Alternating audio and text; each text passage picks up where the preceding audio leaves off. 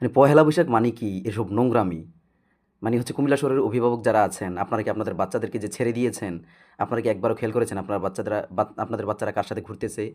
মানে বাচ্চাগুলোর 6, 7, 8, 9, 10 এ পড়ে এবং হচ্ছে ইন্টারে পড়ে এই বাচ্চাগুলো হচ্ছে বিভিন্ন জায়গাতে হচ্ছে এই যে কুমিল্লা শহরের চিপা-চাপাগুলোতে ঘুরতেছে। মানে আমি আজকে হচ্ছে সহ্য করে নিতে পারছি না। যেগুলো কি বুঝাইতে চাইতেছেন আপনারা? আপনাদের বাচ্চাদেরকে যে জায়গায় গেছে আজকে, আপনারা কি একবারও খেয়াল করেছেন? যে এই বাচ্চাগুলো কই, কই যাচ্ছে?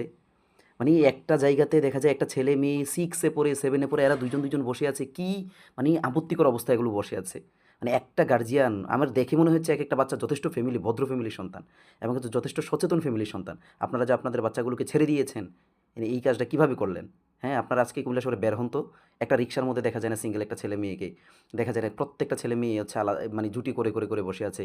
আপনি ধর্মসাগর পাড় যান, এনে যান, ওইনে যান, কোথাও হচ্ছে একটা ফ্যামিলি নিয়ে যাওয়া যায় না আজকে এই আপত্তিকর অবস্থার জন্য। মানে এগুলো কোনো কথা? আপনারা এখনো সময় আছে। আপনারা আপনাদের বাচ্চাদেরকে মানে আধুনিক শিক্ষার চাইতে হচ্ছে নৈতিক শিক্ষাটা যেটা, সেটা সবার আগে দেন।